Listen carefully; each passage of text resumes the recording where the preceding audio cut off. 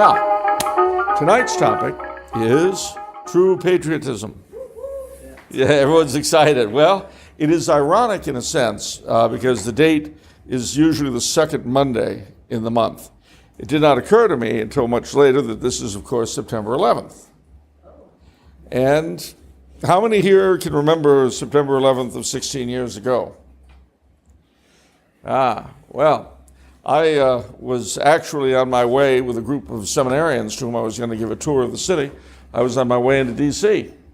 when, the priest would say Mass for us had overslept. I didn't know anything about New York. We were just in a hurry to get into the city because we had a scheduled tour of the Capitol building. Up we go, up the highway, when suddenly it felt as though the bus had been rear-ended. Looked around, nothing there. But all the traffic came to a halt. And then just over the horizon was flame and smoke. And then emergency vehicles started coming in. Initially, police and fire, stuff we're used to. And then all sorts of weird-looking vehicles I'd never seen before. So I told the bus driver, turn on the radio. Something's happened. Turn it on, and then I'll never forget what I first heard. The FAA have ordered all unauthorized flights in the United States airspace shut down. All flights are grounded. And my first thought was, are we being invaded? But by whom? Who could be doing this? Well, we all found out, of course.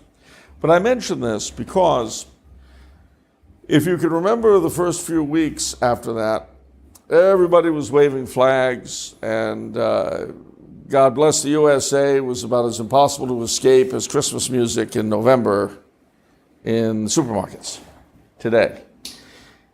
But for a while, it seemed like the country was all on one page. Today, lo these 16 years later, we are about as divided as I can remember us ever being. And my memory goes back a little longer than most of us. Not all, by any means. I'm seeing us here tonight. Obviously, your grandfather remembers a lot more than I do, unless I am his age, in which case he doesn't know any more than I do, and that's all right. Anyway, here's the thing, ladies and gentlemen. I have never seen in my lifetime the question of what this country is and what it's about and what it means so much under discussion and so wide a range. Because you see, up until relatively recently, what you heard Mrs. Clinton and Mr. Trump agreeing on in one of their debates was what everybody believed. We're great because we're good. Hillary said it, Trump agreed. Well, maybe. Could be true, maybe not. But whether it is or it isn't, for most of our history, the vast majority of Americans had believed that very thing. And I can remember in the aftermath of 9/11, Mr. Bush, who was the president way back then, saying that our enemies hate us because we're good. Well, I thought that might have been a little bit of an oversimplification. But nevertheless, that's what he said. And at the time, the emotional state of the country was such that we all ate it up very happily. All right. Having said all of that, let's pull back a little bit. There are three things I would like to do this evening, and the first of them is to try to get our minds around political labeling. Even at the time that 9/11 occurred, I can remember an editorial in the LA Times about a lady who declared herself conflicted about flag waving herself because, this is her words, she said, "I'm a liberal and I'm not comfortable with that." Now, that presupposes that that's what liberalism is about. It presupposes that's what flag waving is about. It presupposes a lot of presuppositions, which may not necessarily be any of them true. So, I'm going to reveal a little secret about political phraseology in our country. The people that we, in most of my lifetime, have referred to as liberals, in Europe and Latin America traditionally have been called socialists. The people that we call conservatives, they call liberals. The people that they called conservatives, we don't have. Not as an organized group. The reason being that in the European/Latin American sense, a conservative was someone who opposed the ideology of the French Revolution. Whereas our entire country has been based upon an ideology, in a sense, which was that of the American Revolution to a greater or lesser degree. Of course, you can't get two groups of scholars to agree upon what that ideology was, but everyone agrees that it exists and that we are its concrete expression. Am I making sense so far? Now, that particular ideology was always very vague. Vague enough to encompass a huge range of ideas.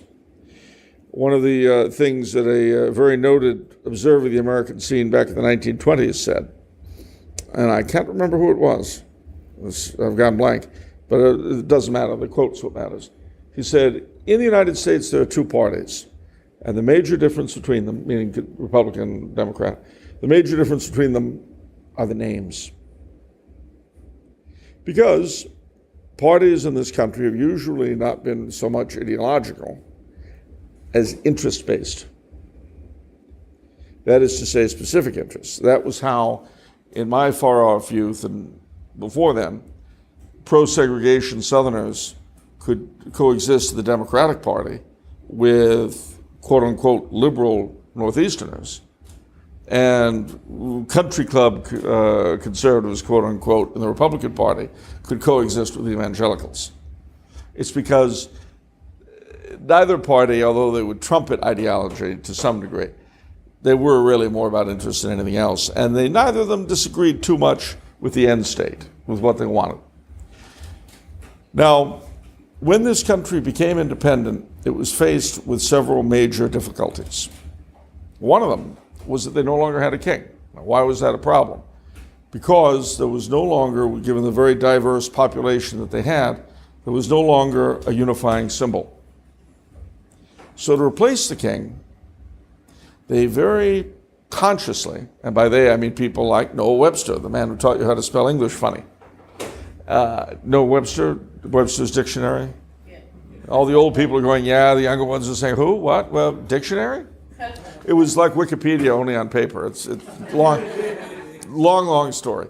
But at any rate, Noah Webster and folks like him very consciously set out to establish a separate identity, a separate consciousness for this new nation. And to a great degree, they created the sort of quasi-religion of the country that, if you're as old as me, you were brought up with. And that basically saw the Constitution as a divine document brought by the Holy Ghost to the founding fathers at Philadelphia. The Pilgrims were like the Old Testament, the Revolutionary Fathers like the New. Washington was sort of a Christ figure, so was Lincoln. And all this stuff was quasi-sacred. And you may be looking at me funny, but I assure you it's quite true. Back in the day, now if you go to any of our holy places, like the Philadelphia, you'll sit through these multimedia shows. But in my day, you would have crowds walking by the Liberty Bell in Philadelphia just to stare at it. Or when they'd bring out a framed copy, an original copy of the Constitution, people would look at this thing, or the Declaration of Independence. People would look at these things as though they were sacred in and of themselves. And this was a religion of sorts that people of whatever background, so long as they consider themselves American, could share. Married to that, if you'll pardon the expression, was a sort of moral consensus. That is to say, that Jews, Catholics, and Protestants all had vaguely the same idea of what was right and what was wrong. It's ironic that most of the moral laws that Catholics have ruined their reputation among the enlightened trying to defend were brought in by Protestants. All your anti-contraceptives, anti-abortion, anti-prostitution, gun control. Actually, no, that was Catholic, the Sullivan Act in New York. But the other stuff was all brought in by Protestants in the early 19th century.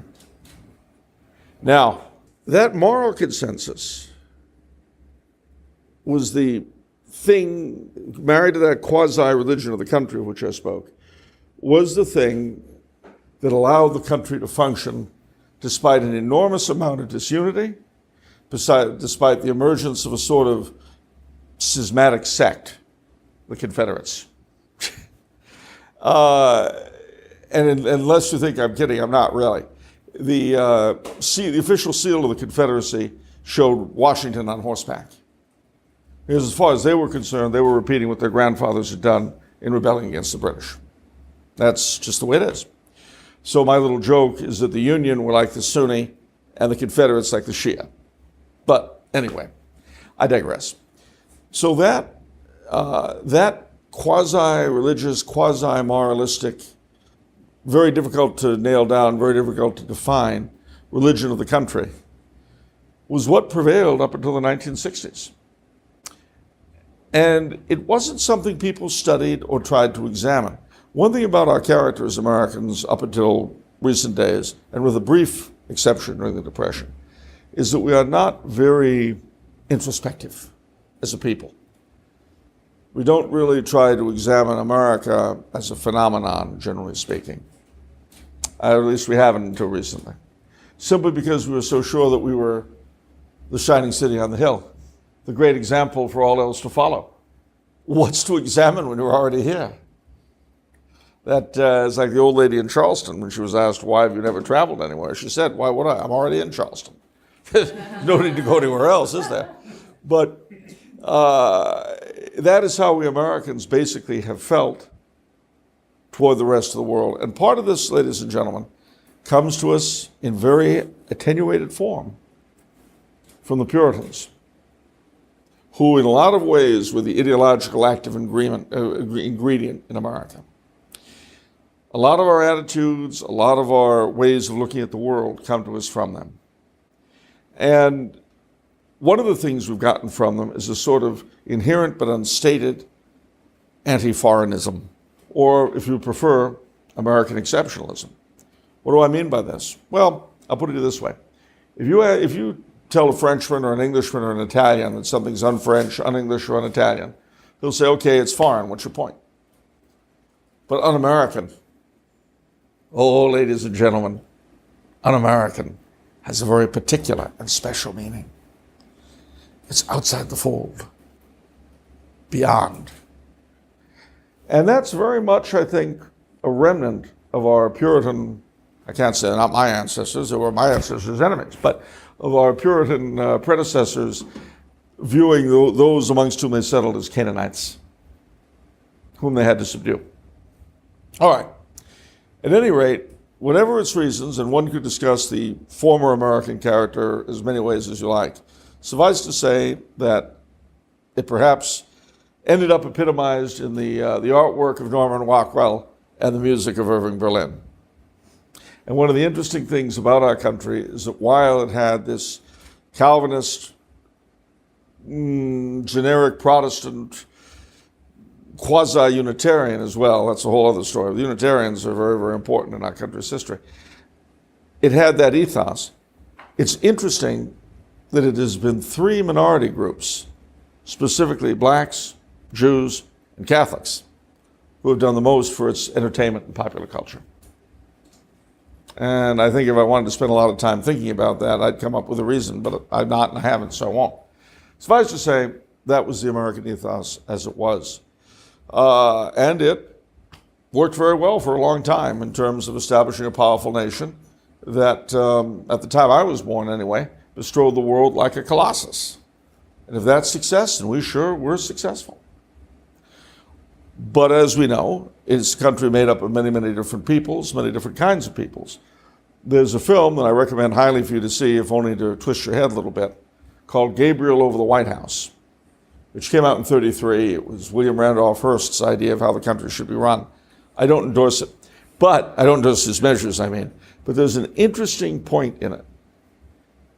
His president, his being Hearst's president in the movie, says to the assembled ambassadors of the foreign nations, we honor all the countries of the earth as our parents. That's very true. That's the other element of the American makeup. That despite having a very focused and particular ideology of the country, our antecedents nevertheless come from all over the place. Very, very, very strange, and as we're perhaps beginning to see, very delicate arrangement. All right, so much for America and so much for political labels. Now I come to the second point. And what is the second point? Nationalism versus patriotism. What is the difference? Well, nationalism is the idea that everybody should be, at least in an area dominated by one's own people, should be just like one's own people. So, for instance, I am by descent French-Canadian. Were I a French-Canadian nationalist, I would insist that everyone in the fair province of Quebec and anywhere else we can get our hands on should be made to speak French and be just like us. The nationalist wants everyone to be like him. And then if you get two sets of nationalists, like in Northern Ireland, Ulster Scots versus Irish, yeah, you got a problem because neither one is really going to budge. Let's put that aside. Patriotism. What is patriotism? Patriotism is a love of one's country and all that is in it. That's a very important thing. We Catholics say that patriotism is at once a natural and a supernatural virtue. Why is it natural? Well, because you were born in a given place. And it's natural for you to love the place you were born in. Or contrariwise, for want of opportunity or fear of punishment, you go to another place. Well, then similarly, you have an obligation to love the place you've gone to. Patriotism is based in love, you see. Now, there was an Austrian writer whom I recommend highly to you. I'm going to say his name, and you won't be able to spell it unless your German's better than it might be. His name was Erich von Kuehnelt-Leddihn. And he beautifully defined the difference between nationalism and patriotism using the Czech province of Bohemia as an example. Bohemia was not where the Bohemians, like my parents, came from. No, not that kind of Bohemian. No. You've never heard that phrase, have you? Bohemian is a lifestyle? No? Few people? Oh, this is sad. I've outlived my usefulness. Well, you know what a Bohemian is. Well, boho, is that what they say now? Well, my father used to say, you know what the difference is between Bohemia and squalor? Books. So you go to a Bohemian apartment, there are books everywhere. Take the books out, that's squalor. Now you know. Anyway, not that kind of Bohemian, but the Central European province, which is now part of Czechia. Used to be the Czech Republic, but we've got to keep up with the times. It's Czechia now. Anyway, this was divided between the Sudetendeutsch and the Czechs, ethnically. So von Kuehnelt-Leddihn said, a Czech nationalist or a Sudeten nationalist would have wanted everyone in Bohemia to speak German or Czech, whereas a Bohemian nationalist would love both the Czechs and the Sudetendeutsch because they happen to be in Bohemia. You see the difference? The love of one's country and the peoples and places therein because they're one's country, rather than the need to make them all speak your own language or behave just as you do. So, now we try to apply those two terms to this vast concatenation of places we call the United States. Well, an American nationalist is a hard thing to fathom. For some people, it would simply be the same as a white supremacist. But where would that leave our friends in the Nation of Islam? You haven't lived until you've debated a black Muslim. I have. And the sad thing was, when we both showed up for the debate, we were wearing the same clothing. I'm serious. Gray suit and a red bow tie. We looked at each other and just started laughing. It was very sad, really. But at any rate, there are many kinds of nationalism in our country. The one that gets the most play, of course, are the white supremacists, the KKK, the, oh golly, I can't even think of their name. Oh, the neo-Nazis. Still the name for it, I can't think of it, doesn't matter. They're the ones who get all the airplay. But trust me, I grew up in an LA that had all sorts of nationalists, not just the black Muslims, but the brown berets, as they were called, wanted to see all the area revert to Mexico, but didn't like the Spanish background either, except they weren't really Indian. This is a very confusing thing to follow, and if you discuss it with them, they get annoyed at you. Well, okay, so we should all be speaking Spanish. Yes, but you don't. Well, no, but my ancestral language is Nahuatl. Okay, do you speak that? No. So basically you only speak English? Yes. Fine.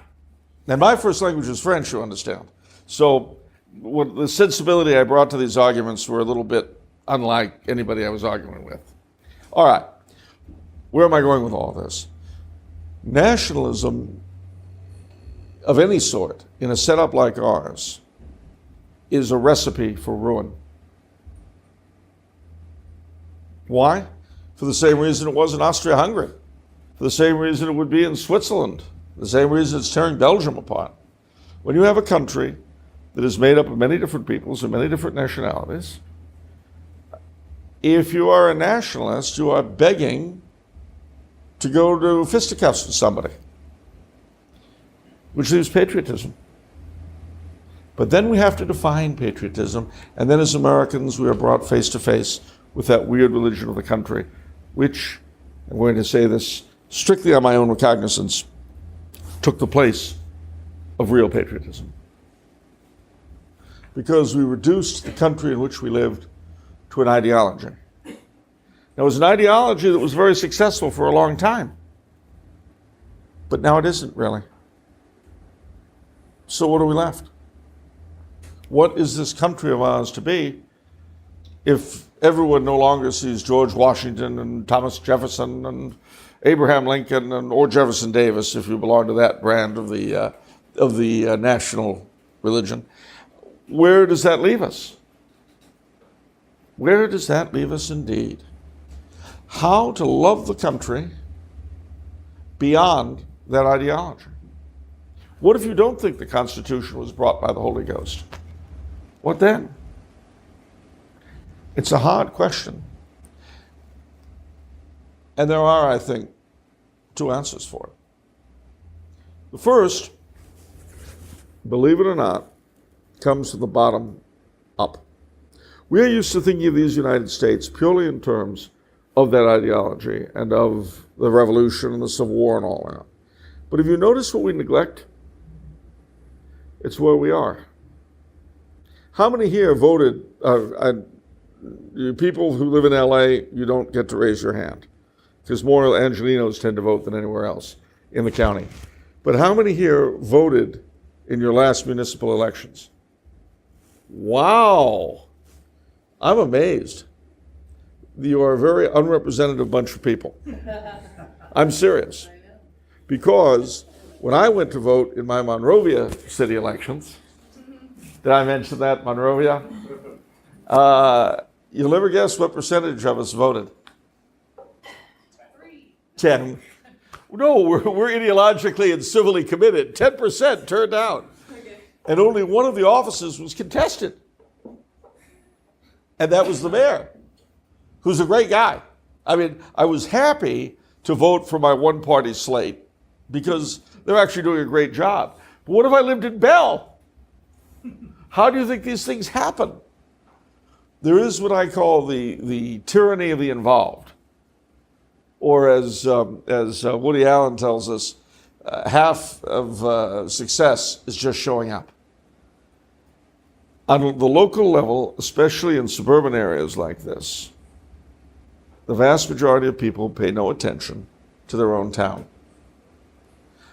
Most of the people here are San Gabriel Valley people. Do you know every one of your towns has a historical museum? How many here have been to their town's historical museum? Oh, there, now I feel better, thanks. See, it's not my town. I throw something, but you dodge it. She's a stunt woman. She's used to it. I went to the museums in the town I grew up in New York. Well, that's true. We studied the local history for an entire year in junior high. That was then. This is now. That was the real world. That was then. This is now. But in this place, in the here and now, people don't. Involvement in the local level is minimal. And see, that's where your patriotism really has to start. Look around, whatever town you're in. Get to know it. Get to love it. How many, oh gosh, there's a word for it, the National Register of Historic Places. How many places in your town are on that registry? I guarantee there are some. Oh yes, you betcha. And you'll find that those that are open to the public are usually manned by they've all got weird hours. Firstly, let me tell you that. They all have strange hours because they're based on volunteer work.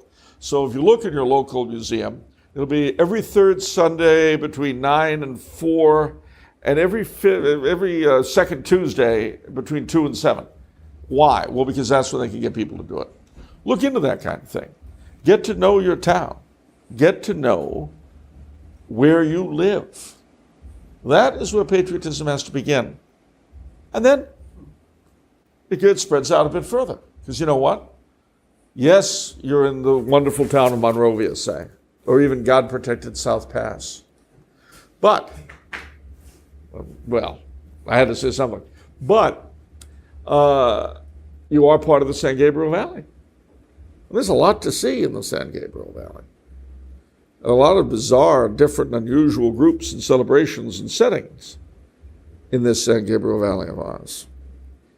And so there's a lot more, as you might say, that it has in common, these little towns with each other, than they do with the rest of the county. But nevertheless, they are part of the county. You know what? LA County's got a lot to see. There are a lot of strange and interesting and bizarre people, places, and things, nouns in other words, that are worth your time, worth your seeing. Now, I'd also say that if you're a Catholic, and a lot of us here tonight are, get to know your parish. Get to know your parish's history. Get to know something about the long line of pastors that came down to you. It's important because it's a part of where you are. And then get to know your archdiocese. This Archdiocese of LA. Anybody here want to tell me which counties are in it, if you know it at all? It's LA, Ventura, and Santa Barbara. They're all connected with each other. Explore it. But don't let that stop you. Civilly speaking, LA County, of course, is part of this great conurbation we call SoCal. A lot to see from San Diego to Santa Barbara. Similarly, in the church, it's part of the province of Los Angeles. There's a phrase you haven't heard. That includes the dioceses of San Diego, Monterey, Fresno. Our archbishop down there at the cathedral is the metropolitan for all of them. These are all terms you should learn if you don't know them. It's all part and parcel of where you live and who you are. And then there's the state of California. I was making fun of Jerry Brown earlier. Well, I meant it. But it's an incredible state. And the thing to bear in mind, too, is that California did not begin in 1850. It began in 1769. The state has a history and identity all its own that predates these United States, even as the city of Los Angeles does. It goes back to 1781, so it's older than the country if you take our origins at the Treaty of Paris in 1783. If you take it in 1776, all right, the U.S. are a little older, but not much. So, why is all this history important? Because it's real. It's not ideological. It happened.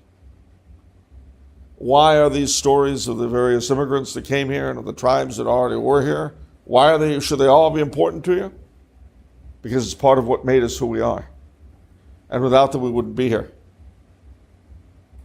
And so, your state. Well, of course, bear in mind that there are 50 of them. each of them with an unusual and bizarre history and sets of cultures all their own, and yet to which, just as you're heir to everything in California, you're heir to all of that too by virtue of being an American. Good, bad, and indifferent. It's all yours. And that is patriotism. It's the country to which your fathers came, or maybe you came, for one reason or another. And it's done pretty well by virtue of all of us who are here. I mean, it's history. And believe me, as a French Canadian, no one knows the injustices of our history better than I do. But the history of this country, injustices though there be, we're all the beneficiaries of them. If it weren't for the slave trade, not a single black person you know would be with us. And think of what that would mean in terms of the impoverishment of our culture. If it hadn't have been for all sorts of famines in Ireland and the coffin ships that drew them here, and they call them coffin ships for a reason, by the way. It wasn't because they were made by a man named Mr. Coffin. But without that, and the miseries and the high rate of death amongst the children and women that came over, without that, we wouldn't have the Irish here either. And sad enough to say, because my mother is not French Canadian, God rest her. A lot of people aren't, you'll find.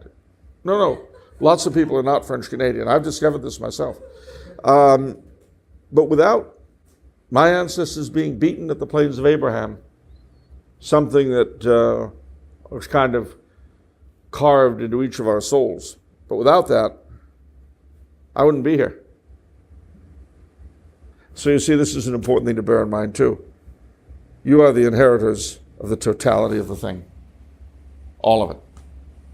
And that is what your patriotism should be based upon. And we've spoken so far as a natural virtue. Love and gratitude is what you should feel toward your country. That doesn't mean there isn't a lot to do that's terribly wrong with it.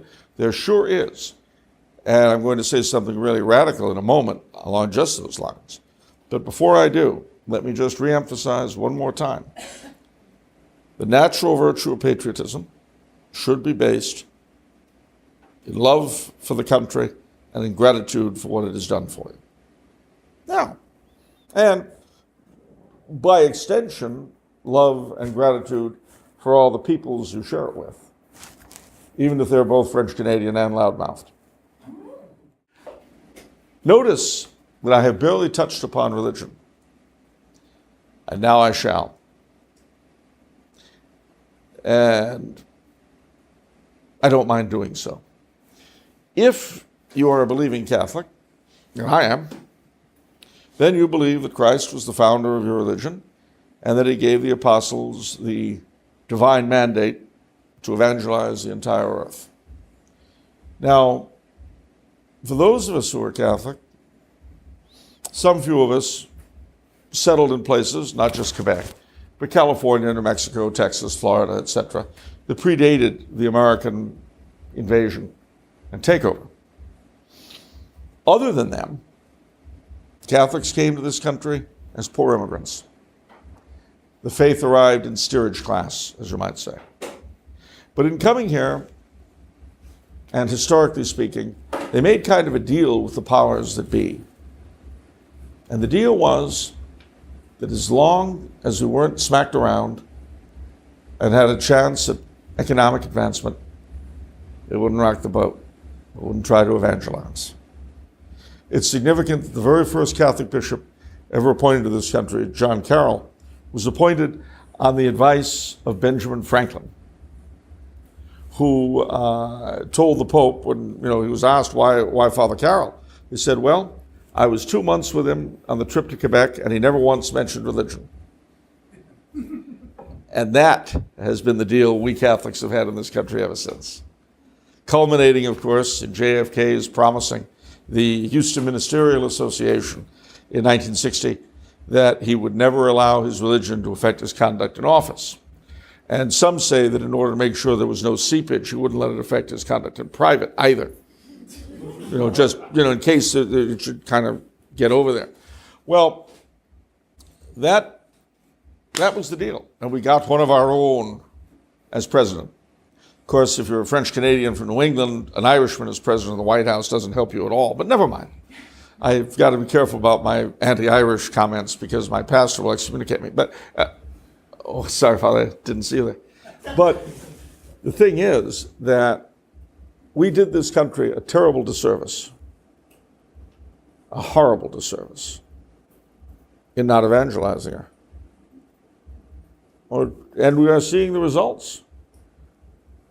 And we are paying the price, because from being a despised minority, it looks like we may well one day become a persecuted minority. And I guarantee you we'll deserve it. I mean that in the nicest sense possible, of course. I would say that really, we Catholics have tried to show our love for this country primarily by paying our taxes and dying in our country's wars. And sure enough, my dad was in World War II, and my great-uncles on my dad's side in World War I, and so on. I myself was in the armed forces, and my brother was a 30-year man. Catholics have always been very proud of that. And that's nice, you know. And on a natural level, that's patriotism, absolutely. But not on a supernatural level. Because it's important for American Catholics to accept something that they never have done, which is that we are in the same position as Catholics in India or Japan or China. We are blessed or otherwise to be in a culture that has no great love for us, and yet which by our very nature we are called upon to evangelize. Thank you very much, ladies and gentlemen.